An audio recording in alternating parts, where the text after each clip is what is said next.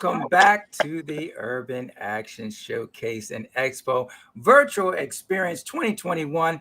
And we are joined by a legend. As promised, we are celebrating the 30th anniversary of New Jack City and, of course, the 25th anniversary of Solo. So, joining me right now in the presence is director, actor extraordinaire, Mario Van Peebles, and our moderator this evening, Les Frye from Native Brown Media. Thank you both for joining us. I really appreciate you guys being a part of the action. And I'm going to hand the reins over to Miss Les Frye and let her play the symphony for us. Ooh, that's serious. Thank you all for joining us once again. I'm Les Frye. I'm the executive producer and content creator for Native Brown Media. Welcome. And as you know, I am extremely excited and equally honored to be hosting this panel on the 25th year anniversary of the movie Solo and the 30th year anniversary of the movie New Jack City. But most importantly, the main component of those two iconic films is the one and only incomparable Mr. Mario Van Peebles. Now, I was given a bio for you, so I have to give this bio to anybody that's been living under a rock. Um, this is the bio stuff that it says. It says that you are one of Hollywood's most sought after filmmakers and actors for over 30 years, and that you burst into the scene in 1991, starring in and directing the hip hop gangster classic New Jack City. Now, I would have to disagree with this part because for us who are your fans, we've been knowing you from way, way, way, way back. And that's when you were starring in Sweet Sweetback's Badass Song, with your dad, Melvin Van Peebles, and then Sunny Spoons with your dad, the movie Rappin', Heartbreak Ridge, Jaws the Revenge, and then I could put in New Jack City at that time. And then you went on to do other films, star and direct in Posse, which is my all-time favorite. Highlander, The Final Dimension. Yep, people, he did that. Panther, Solo, Ali, Badass, which you directed and produced starring as your dad. And it became critically acclaimed and was listed as the 10 best movies of the year by Roger and Ebert. And that's tough from them. And then you went on today to do shows like Salt and Pepper, Empire, Power, and Wu-Tang, an American Saga. So before we go any further, we have to talk about this, and that is expressing our deepest and sincerest condolences in the transition of your father, who passed away this past September. He was by far one of the greatest icons in Black filmmaking, creativity, and a huge loss for all of us. A huge loss for all of us. And when I was thinking about how to describe you, the word incomparable came to mind. And I thought to myself, oh God, so many people use that word. It's so cliched. But you really are that person. You really are. There is something about you that is unique and distinct about you, who you are as an individual, a creator, a director, and an actor. Wow. You are definitely someone who thinks outside of the box of conformity. Yeah. How is it that but I do want to say this. This is a personal story because I'm going to fangirl here for a moment before we get into this interview. Okay. Now, the one thing that did not solidify you as one of my favorite people in the world was not a particular film or anything, because when I told fans, I told my family and things that I was interviewing you, they were like talking, they didn't shout out like a specific movie that they loved about you. They shout out certain scenes in movies. Like somebody told me, they're like, oh man, I still remember him hanging off that cliff in Sunny Spoons. Or somebody said, or I remember him rolling in the deep with that gigantic turtle in Jaws 3. Or yo, remember that laugh he did in Solo? It was so creepy, it still has me shook. That's what people were remembering about you. But for me, the one thing that I remember about you was an answering machine message. And I'm going to go back to 1992. I was a flight attendant and I was working on my days off at the Black Filmmakers Foundation down in Tribeca, which was created by the Hudlin brothers, Reggie and Warrington Hudlin. Right. And we were calling people because we were doing a premiere screening of Passenger 57 with Wesley Snipes. And I was tasked in calling you on the phone and asking you if you were going to come to the event. And so when I called your phone, this lady answered, the answer machine went off and it was a lady and she had this very heavy accent. And the only way I could describe it is that she had it, she was Asian, but she had this very heavy accent and she left the outgoing message. And at first I thought, oh, I got the wrong number. I hung up the phone. Then I called back again and then I listened to the message. And it was the most hilarious message I ever heard. I don't know if you recall that, but I remember we all called your phone back like several times just to try to decipher what this woman was saying on the phone. And I believe she was your house technician or your cleaning lady that you had leave the message. It was by far the craziest message I ever heard. And I said, who thinks of that? Who Right. thinks of that? And that's why I said, I'm a big fan of this person. Oh, Because he thinks interesting. outside the box. I'm a bit of a clown, you know. I like to play, and I get a kick out of just always just getting the joke of life. So I like to have fun with things, and you know, somebody just the other day was asking me, "Don't I know you from somewhere?" I'm in Georgia right now. Don't I recognize you from? I said, "Oh yeah, I did a lot of porn in the '90s. They call me Little Mike."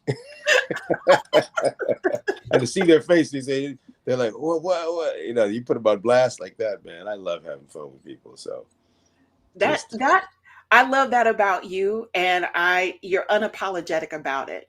And I know a lot of that had to do with you being raised in the household under your father, Melvin Van Peebles. What was that like? I mean, a child of the 70s growing up in a creative home like that. What was that like? And what was the one thing that you could say that he passed on to you that was creative and unique enough that you're going to make sure that you pass that on to your own children? well, every day there's more things that I learn, and I'll come across things where like, oh wow, this is something my dad would have pointed out or would have loved. I think that um, I remember once my sister and I went to. He had done a movie called Sweet Sweetback's Badass Song, which became the top grossing independent hit up until that time. And Mm-hmm. in 1971, he had a band. A friend of his had a group called Earth, Wind, and Fire, and so they did the music for it. And after Sweetback blew up, um, he said his name changed to Mel Baby, that everyone was calling him Mel Baby. So he invited my sister and I. We were in San Francisco, out to California, Mm-hmm. and a friend of his who was affiliated with one of the studios was having a big party, and it was something called a bat mitzvah. Now, I didn't know what that was. My sister didn't know what that was, but um, we went to the party, and there were a lot of. It was in a mansion, and they had a band, and they had a DJ. But the kids were sort of shy and a little awkward and standing around, and they weren't dancing. And me and my sister, man, we thought we were on Soul Train. So she had a big red fro, and I had a big dark afro, and we got up on the floor and we tore it up. Yeah, we was jamming, and the whole everyone at the bat mitzvah started gathering around and clapping with the music and watching us dance. And my dad came over and he was watching, and you never know what Melvin was about to say. Mm-hmm.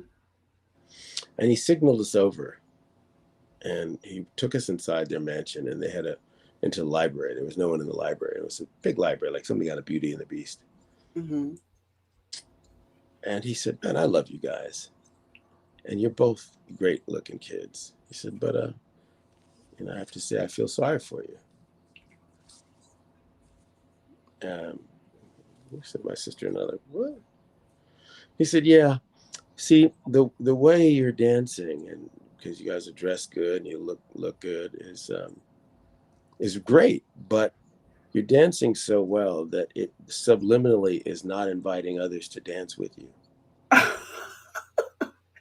In other You're words, nobody could compete with Yeah, y'all's dance style. subtextually, what you're saying is if you don't know the latest steps and you don't even bother stepping on the floor, so you're not inviting others out." And he said, "There's two things you love about people. You love who they are, but you also love who you are with them. Hmm. And the way you guys are right now, you're not knowing and going to find out what that tall old man who's been to Auschwitz is thinking, or Mm. what that kid who's at the bat mitzvah is thinking, what this little shy girl over there is thinking. And since you're not going to bring that out in them, you're going to miss half of the beauty in life. Mm. Wow. So I love you, but I feel sorry for you. And he walked out of the room. My sister and I looked at each other. We're like, damn. And we thought about that for a minute, and we went back out, and she got the old dude, the tall old guy, and I got the kid up. And before we left, we had everyone at that party doing the dances, getting up, hollering, drinking, partying with us. Mm. And that kid wound up helping me produce my second movie years later as an adult. Wow. And the lesson was bring out the beauty in others too, Mm-hmm. you know. Mm-hmm. And good allies come in all colors. They don't always look like you or vote like you. I agree with you totally. But do not leave love on the table. And that was they're one of many, but one of people don't know, because he was obviously a ferocious brother as a black man trying to get paid back in the day when we weren't even supposed to be reading, let alone writing books and directing movies. Mm-hmm. You had to be ferocious to get paid. Right. But beyond that, he was a super kind, wise dude. Mm. And so there are often lessons that I come across and go, yeah, man, dad would see the beauty in the simple things. He'd see the beauty in the common man or the common woman. He would find a way to make you laugh itself. Mm. And those were some of the things. But yeah, he's that guy. And like I said, he was super smart. Never knew what he was going to say. Mm-hmm. But his observations were always very incisive, to say the least. I have to tell you, that actually, that stuck me to the core right there, because I couldn't agree with you more. As a young lady that grew up in the Midwest, and I grew up in Missouri. I was born in Illinois, and I grew up in Missouri. I never in a million years thought that I would be a flight attendant and travel, live in New York City, meet people from different countries. I always knew that I was different. I didn't want to stay there, but I think one of the best lessons in my life was meeting people from different places, walking on other people's shoes. And that's an opportunity a lot of people don't take, Right. be it out of fear, or be it out of just ignorance, for that matter. Not expanding themselves to learn a new language, to meet new people, to go and experience new foods, uh all kinds of stuff like that. I mean, that is profound in what he said, because it's so absolutely true, and it displays itself in you all's creativity. It really does. I think the other thing was that he never let any of the isms, lookism, sexism, racism, classism, make him bitter. He didn't see himself as the target of that. He understood you had to go out and deal with it in whatever field you wanted to be in. But whether you're working at the post office or working at the bank or working in film, you're going to deal with some of those isms. So you might as well be in the business you love and then handle it, in the business you love the way you can. Yeah. So that was a great advantage too. So he didn't go around mad at anybody, And when he had friends of all races, of all genders, and so that was to grow up in that environment was dope. I went to meetings with the Black Panthers with my father as a kid, and I went to hear the rock and roll bands with my hippie mother as a kid. And so that was, we have such a mixed family that you kind of have to love everyone in your family, because, Right. So I have, I got white folks, black folks, brown folks, Asian, I've got gay folks. I got a Trumper aunt. Do you know what I mean? You got to deal with it all. One of those. Yeah. So the dialogue, the conversation, people all think like you. It's kind of boring. So yeah, definitely. That makes it more interesting. So let's get into, I know fans are here to talk about Solo and New Jack City. So let's talk about New Jack City. Now, it was it was a film that set a precedence when it premiered in 1992, and it ushered in a renaissance at that time of Black filmmaking. It combined urban storytelling with hip hop and fashion, and the combination of all three of that made it iconic. and it was followed by other films that tried to recreate the vibe of New Jack City, like Juice and Menace to Society, Boys to the Hood, and so on. Hmm. When you directed and starred in this film, did you have an inkling as to how successful this film was going to be? I don't know that you ever know how film's gonna land, but you can tell when it's got something authentic at its core, but you don't know how they're gonna market it or how the word's gonna get out. But we knew early on. My biggest concern with New Jack is that, as a director, that was my first feature, but I'd been directing prior to that because my dad had always said, luck is preparation meets opportunity. So Mm-hmm. be prepared and get your ass an opportunity. You know what I mean? So I had been directing. I directed a TV series with Johnny Depp called 21 Jump Street. Prior to Yep. that, I did a bunch of those. I did my show, Sunny Spoon. So I had been behind enemy lines directing. I just didn't talk about it because there was no need to. Just keep your Mm-hmm. mouth, keep your head down, and just direct. So people just thought of me really as an actor up until New Mm-hmm. Jack City. And I still meet people that recognize me as an actor in New Jack City, but don't know that I directed it, which is fine. So my big concern was because crack is a killer in our community today, that the script read like a black Scarface. And Right. my concern was if you wanted kids to say no, you needed to enhance role models to say yes to. And so my thing was, if we're going to have a New Jack gangster, let's get some New Jack cops that are viable alternative role models for people to roll with, right? Mm-hmm. So that was the big agenda there, because I wanted to make, I felt like, if it caught fire, if the movie caught on, that you would want to make sure that it had the whole diversity of who we can be, from good guy to bad guy, heroic to victim, all of the above. And Right. and if you think about most gangster movies, you identify with the gangster. So but in New Jack City, the gangster had the cool role, but against, like in The Untouchables, against Andy Garcia, Kevin Costner, and Sean Connery, you had Mm-hmm. role models to say yes to. And in New Jack, you had Wesley over here as the gangster, dope role, and he totally killed it. But Mm-hmm. against, Judd Nelson and Ice-T and Russell Wong, and myself, Mm-hmm.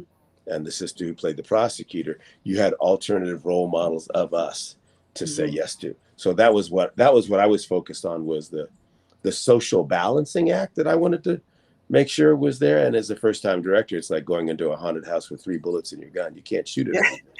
So you can talk some shit. You can, Yeah. don't do, blah, blah, Right. blah, blah, blah, but don't shoot Right. your gun at everything, because you're just not gonna have any bullets left. So I was very conscious of what I wanted to aim at, what I wanted to achieve there. But I also knew, I did New Jack in 1991, and my dad had Yeah, done a movie. 91. Sorry, because let me correct myself because I said 92. It is 91. Yes, Yeah, go it ahead. came out in 91.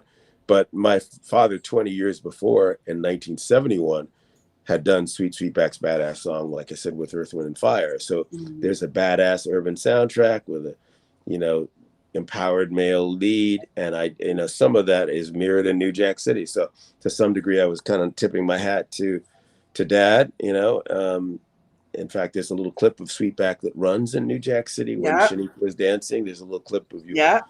I see saw that that. after Scarface. Yeah. um, so I had an idea that we're catching something authentic. How it blew up, surprised us, I think. The, Um, what you did is you married you married hip hop because the mm, soundtrack was banging. I yeah, remember I went and bought that CD. yeah. And then I I just know you got Fab Five Freddy was one of the executive producers on it. But I mean, when I went back and revisited it last night, I went back and looked at it, and I yeah. was like, oh my gosh, Levert, Troop, oh my gosh, who else was in Color Me there? Bad, Christopher Yes, Williams, Guy. Johnny Gill, Oh my Ice-T. gosh. Yeah, I Yes. was just meeting with Cassandra Mills, who did the soundtrack. It was Giant Records with Irving Azoff, and so I was just meeting with Cassandra the other day, and we are talking about going New Jack and what we were doing there. And yeah, the soundtrack was very upfront. It was like a third character in the movie, Yep. and I directed it with that flavor in mind. I was like, oh, I'm going to move this camera, and it's going to be sexy, and And I was like, we're gonna bring the gangster classic, but in a whole new way, and give it that edge, and then in the middle of that, like I said, most gangster movies you identify with the gangster. Could you also make a film where you identified with the cops? Yes, but Yeah. unusual for a gangster movie. Could you make them care about the victim? Because if you don't, then the crime becomes victimless. Yep. Why not do it? Exactly. And once it came down to between two guys, two great actors who were both from the comedic realm. One was named Martin Lawrence, and one was named Christopher Chris Rock. Rock. And we wound up going with Chris, and he killed it. Yep. And he had Did. that. You could tell he had A that little spooky. political sense. He's got that little clever wink. That he gets the joke of life, Yep. and so when Chris starts getting addicted, Pookie's getting addicted to crack. People in the audience stood up and said, "Just say no, motherfucker." So to get people in the context of a gangster movie reacting against the drugs, Yeah. that's quite the feat. It wasn't just, can I sell tickets to the Black community, to our community, but Yeah. can you make folks in our community go, man, I'll be on the side of just say no. Yeah. That's an You know what it exercise. was reminiscent of? It was reminiscent of Superfly when Fred got beat up. When Fred got beat up with the drugs and everything. You really cared about him. I remember when my mother bought that album and there was a picture of Fred all beat up on that album. I was Yeah, like, what happened to him? Mother said drugs. I was like, oh yeah, no, yeah, I yeah, don't yeah. ever want to do drugs. It Right, was right. very When you reminiscent of that. when you see Chris Rock and them in the hallway all cracked out, Yeah, we deglamorize that stuff where you would be like, oh no, that is not cute. So definitely not. yeah. So a big part of it was um, seeing us as leads. I mean, it wasn't really like up until that time, if you were a Black actor in, you know, putting the 70s aside, but if you Mhm, were a Black actor in the 90s, you probably, and you were an action movie, you usually played someone like the police commissioner, right? mhm, So the mhm. Hollywood could say, well, we put the Black person, the Black guy in a position of authority. And you'd say lines like, do it by the book, I'm going to have your ass. And we've seen a lot of great bad Black actors play that role. And so we were laughing when we got New Jack City, the conversation, because my producers were also Black.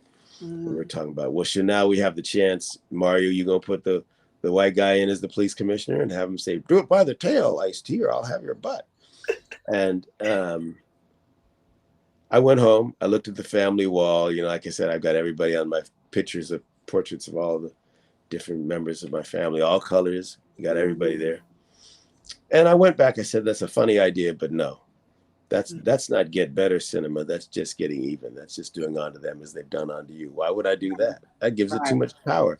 So let me call Russell Wong, who's Asian. Let me call Judd Nelson. I went to school with him. He's Jewish. He'd done the Breakfast Club thing. Mhm. And let's get Ice-T to play the cop and not the gangster, and Mhm. get Wesley to play the gangster and not the cop.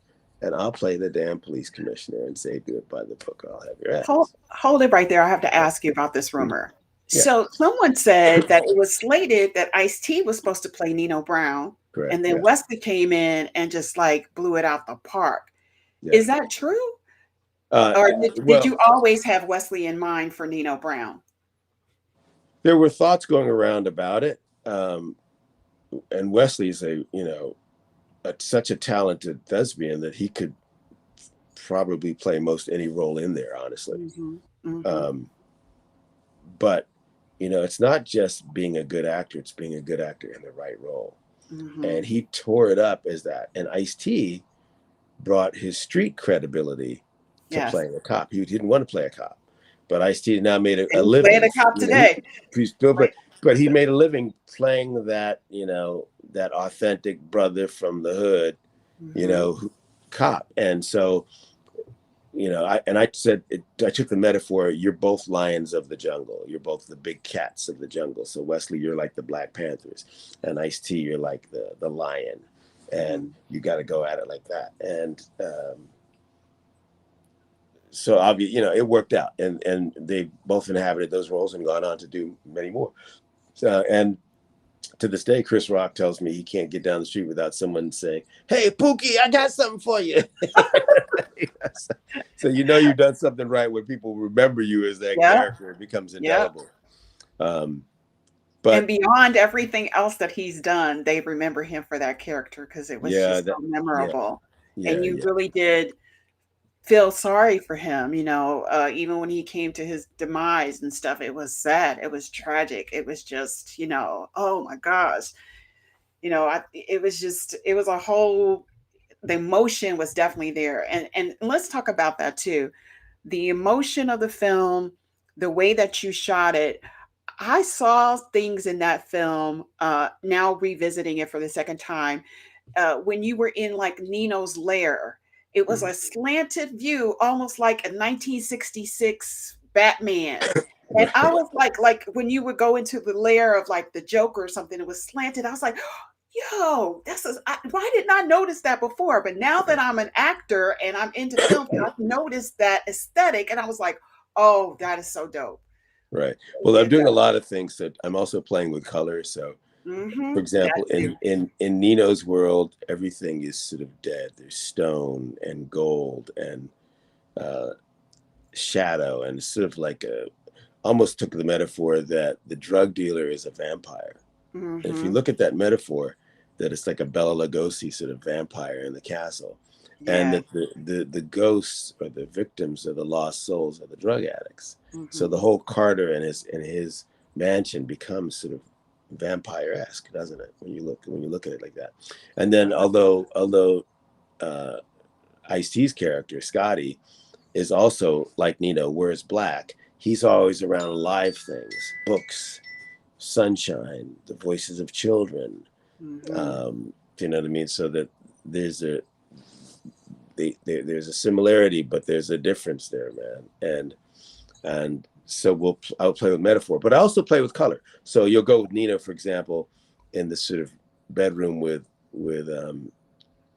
Shaniqua, and they're about to have sex, and it's got blacks but sort of red burgundy tones. And then Yes. when I intercut the reverse of it, G Money's there talking to Nino, and you're shooting through the fish tank, which has got this cool blue look in the bubbles. Yes. So you're super rich for your eye because you're going from primary reds to primary blues and cools.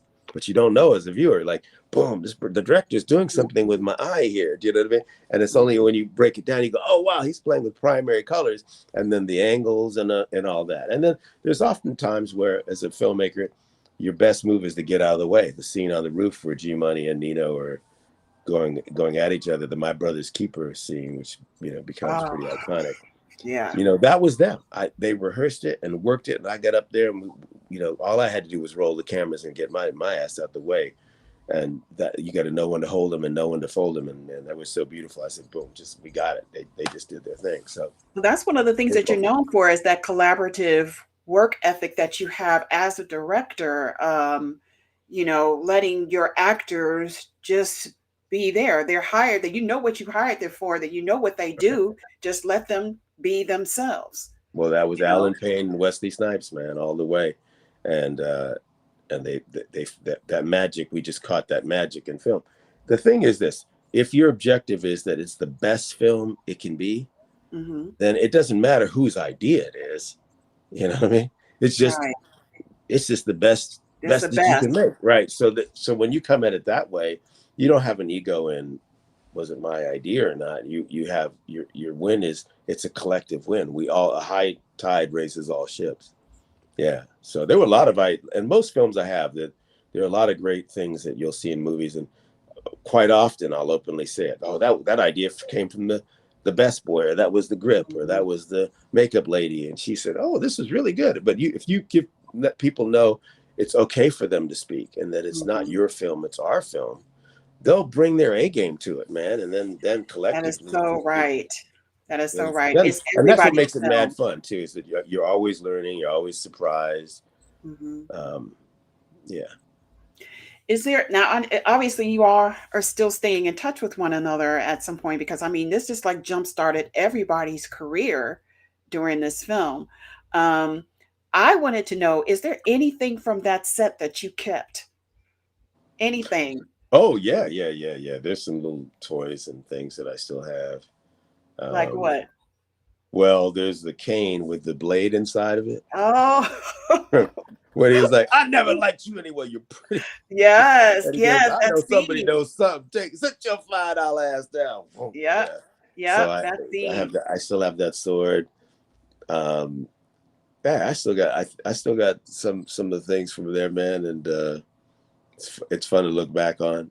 Um, but we, Beautiful. it's fun to look back on a project and say gave it all, and also to see even the things that were challenging.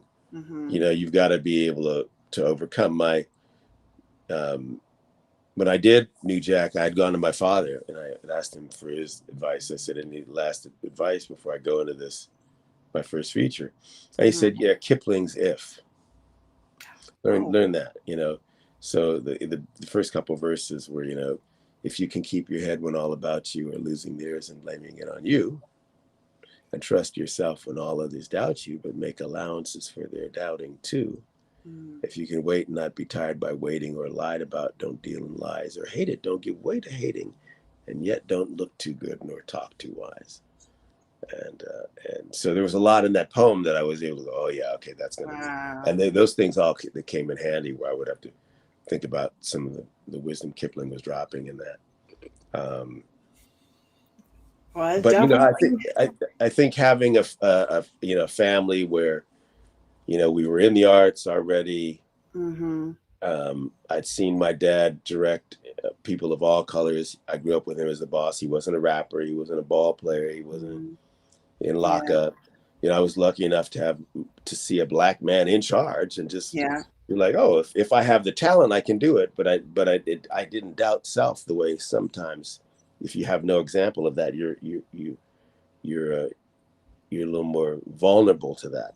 right. And Um, he equipped you all with a lot of wisdom, a lot of at that wisdom, time, a lot a of lot of wisdom, that. and humor. I mean, he laughed at himself, Yeah. and I remember one time, Dad and I were trying to raise money for a film, and I was just going with him. I was about 18, and this guy, this attorney, said, Melvin, he said, can I speak to you for a minute alone? Because we were taking a meeting, we were trying to write a check. And my dad said, well, anything you want to say to me, you can say in front of my son. And the guy said, well, what if you fail? If you fail, your son's going Wow. to have a front row seat on your failure. And my dad said, absolutely. Nigga got Mm. to know how to fail. he gonna fall on you. Black in America, you gonna fall on your ass sometime. So you Yes, better know how to get back up. So absolutely. so And if so you that don't fail, you don't learn. You no, don't hell no. learn. So he was like, I'm all about that. He see me fail. So I didn't just see him getting the award and doing winning. I saw him you know afraid to run his first marathon and then run it, man. Mm-hmm. Becoming the first black trader on the commodities exchange and at Wow. age 59, and running two plays on Broadway simultaneously. And black folks wouldn't show up on time because they were so unused to seeing a black man in charge. And so Yeah. my dad said, why fight it? He had a white friend of his, and he just told the dude, come over and hang out with me every Friday. I'll take you to lunch. The white dude would come over and wear a suit. The guy's a plumber. Come over, wear a suit. And then all the black folks would show up. Look, this is the real boss. So they'd show up. But we're so colonized to not even believe in us. You want a good doctor? He don't look like you. You want a good lawyer? He don't look like you. So we get so we buy into the colonization thing so heavily that Right. sometimes we can't conceive of us being in charge. In charge. Yeah, and so I grew up seeing that and seeing him play with it and seeing him maneuver, and so That that's an honor. we That's could a we front could row seat actually on that, man. we could actually sit here for a minute and talk about that colonized mind, but we have to move on and talk about Yeah. solos because we are celebrating Boom. the 25th We'll talk anniversary of about solo, solo. and we have Okay. we got about 15 minutes. So Right. now we all know Solo didn't do very well in the theaters, but for one person who loved it, and I love that film, I notice now there are many people who are being reintroduced to that film via, reruns on Prime Right. and stuff like that, who actually love that film. Right. And it got such a lackluster response. But I have to tell you how important it was for me to see a black man in a sci-fi movie. Right. You know, being an action hero, the main character in that whole role, it was groundbreaking to me. Right. And I was like, oh, this guy can do anything. You know, Right. Mario can do anything. Why? Well, I wasn't, Why you did know, you thank feel you. that? Huh? Well, see that's the thing is I like to, you know, it's like think about what you want to achieve, what you want to say, and then how to hide it in entertainment. And Mm, what I thought was cool there was that something had happened. So I was in a very unique spot, um, and that as you know, prior to New Jack City, so you know, Spike does his thing. She's got to have it. You know, I did New Jack. After that, Boys came out, and so we had a plethora of, you know, very interesting, you know, black film happening, mm-hmm. and with diverse characters, three-dimensional characters. But I Right. was in an unusual spot. If you look at the cover of the New York Times, I think it was in '91. Um, there was myself, Spike Lee, John Singleton, Matty Rich, the Hudlin brothers, and Ernest Dickerson, all on the cover. Mm-hmm. And it was the black directors du jour, right? I was really the sort of the guy there. There was also an actor, and now Yes. so Like what you express. look at it, you go, oh wait a minute. So I was a part of seeing us because Spike saw Denzel as a lead. He put him in Malcolm. He played him as a Mm-hmm. lead, and I Mm-hmm. saw Wesley as a lead, not as the friend of the guy, not as the funny guy, not as the police minister guy, as our Pacino. Right. And John Singleton saw Lawrence Fishburne not as the friend or the funny guy, but as the guy in Boys Yeah. in the Hood. Yeah. Because we as black filmmakers were able to see ourselves as leading men Mm-hmm. and eventually as leading women, which is equally important. Mm-hmm. But because I was also an actor, I was a part of making the change as a filmmaker and also a recipient of the change as an Right. actor. Right? Right. That's a weird position to be in. So here I am directing a New Jack City, but then I'm receiving the Hollywood is going, oh shit, we can put who do we want Passenger 57? Well, he was great in Mario's movie as the lead, so now we can see him in the lead as Passenger 57, although it's not written for a black dude. Right. Right. Well, who could we put as the lead in this solo project? Well, Mario was we put Mario in it. So they were suddenly able to conceive of us, Lawrence Fishburne and Matrix, whatever it is. Mm-hmm. So suddenly Hollywood was like, well, they've seen themselves as leading men and it's made money. You couldn't just see yourself as lead and not have it make money. That's a Right. step that won't Yeah. work. Yeah. But in a That's capitalist important. system, we reward capital, right? Right. So Right. in a capitalist system, they said, King, Denzel made money in that. He was the lead. We don't care. Put him with the white girl Mm-hmm. or the Mm-hmm. black. Put him in it. You know what I mean? Yeah. Mario made have that Negro shave his head and put some muscles on. So Oh.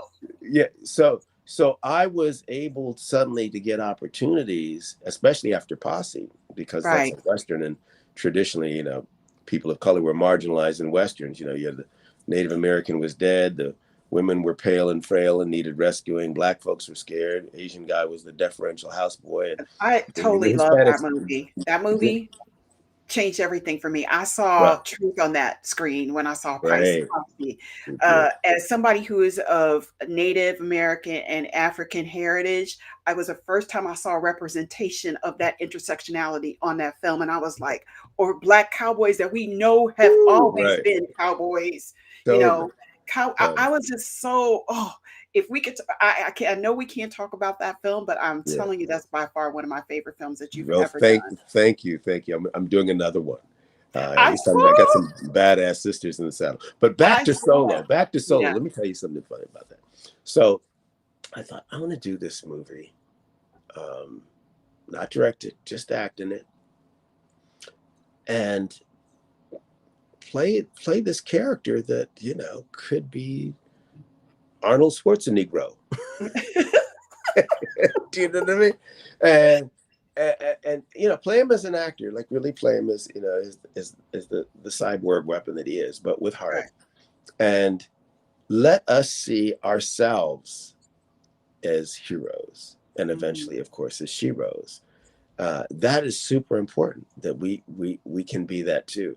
Yeah. And it was a lot of fun to do that. And my my sons came down to the set. They were little guys, and I Now you remember filmed that in Mexico, am I correct? yeah, we filmed in That's what Mexico, you filmed in and there Mexico. was a point where somewhere, and my sons did something, and they're 4 or 5 years old at the time, and I said, "Don't do that. I don't want to have to be over fighting this guy or something." And they said, "Well, Dad, if you got in a fight, you could just pick up a tree and throw a tree at him."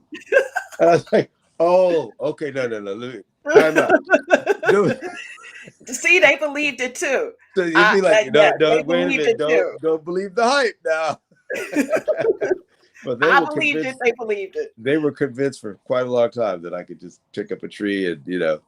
Um, but yeah, that was a lot of fun to do that. And by the way, there's a scene in Solo where I jump up and grab onto the helicopter, and I really did that. I jumped up, grabbed the helicopter, and let the helicopter take off. And then later they hooked me into something, but initially that was just me. I said, "I'll do it one time. I'm gonna do this stunt one time, so you better film it." And Wow. my sons were watching it, and I ran home. I jumped up, grabbed the helicopter, and I had to get in hella good shape for that movie. And it was Yeah, I mean, oh my God, your physicality, your muscles and everything. I was like, oh my God, how long did that take for you to get in that shape? My husband said while we were watching, he was like, did he have to put the baby oil on his body to show all the muscles, or did somebody come in and do it? He said, because they're showing all the definition in his, yeah, his right, tone. yeah. It Wow. was we were working out a lot, and a lot of the stunt stuff I was able to do, and then we had a great stunt team as well. Yeah, yeah. But yeah, a lot of fun doing that. We shot that down in Mexico. And it's interesting. When I shot that movie, I never got sick, never got hurt. Mm, And a lot of times I find that when I am here, when I become that powerful cyborg thing here, right, then it transfers there. I could walk through cold. right. And then when you cut and you go back to Mario, suddenly Mario can get cold or whatever it is, but not Solo. So No, I things mean, that I and would have been then the scared of fact in my that you life, would have the I'm you sorry. were void of emotion. The fact that you had to be very cyborg in your character, Right. you had to express it through your voice and stuff like that. I thought it was phenomenal, and I by far to me still one of my favorite films as well. We've got 2 minutes, and I really Sure. want to talk about very quickly your activism, and what you're doing. And I remember I saw a little brief thing where you were doing where you and your family, it was hilarious. You all were trying to sustain yourself in green. You were trying to be Ah, sustainably green, yeah. and it was very hilarious. Are you all still trying to do that, or what are you advocating for right now? Very quickly. Well, I think two things that are for me are raising consciousness, whatever form that takes, Hmm. and eco awareness, and that's part of raising consciousness, Hmm. because Dr. King says we either learn to live together as brothers and sisters, or we are all perish together as fools. Okay. And I add to that, we either learn to live together as brothers and sisters, or perish together as fools. Also now in harmony with nature. Hmm. And traditionally, people of color get hit first and worst with all things, pollution orientated. Right. So Hmm. they put the cell phone tower in our neighborhood. They put the dump site in our neighborhood. They put the bad water in our neighborhood. So often that happens to us. Right. And we have to remember how to be healthy, remember the wisdom of the ancestors. So I still try to hold on, let me get a glass of water. That's okay. Yeah. I'm in agreement with you too, because I think that that's one of the things as indigenous people of this Americas too. You've got the oil pipelines going into areas where you have your native communities, your reservations and stuff like that. We're the most affected by that, and these are people who come from indigenous backgrounds where the land is everything, and we Yeah. forget that as people of color that the land is a great part of who we are as individuals. Right. So Demetrius came back in because I guess that we're up. Our 45 minutes is up. Our time has come to an unfortunate end, Oh, but viewers, right following at 4 p.m., you can go over to the link in the chat and watch New Jack City with all your friends and fans, followed by Solo at 6. So you can go and reminisce and see how great that film is. You don't have to take our word for it. You can see it for yourself. And then every time you see Chris Rock, you can say, "Hey, Pookie." Yeah, that's right. All right, sir, I want to thank you so much for your time because it is extremely valuable. We're looking forward to your next projects that you have coming out. And that we truly hope that we can have you in person so that fans can really meet you in person We'll do it. Let's as do it. things begin to change. But until then, please, everybody stay safe. Thank you, Les Frye, for Thank you, Les. Thank you, your Mario. time today. And we appreciate all that you do. She has several shows out as well. So you guys go check in the chat how to find her. All right, guys, we'll see you next time. Until then, everybody, stay safe. Man, listen, thank you guys for giving us a voice. That's Yes, super sir. important. If we would be voiceless without you taking us behind the scenes and sharing the love. So thank you. Yes, sir. Thank you. All righty. All right, everybody, God bless.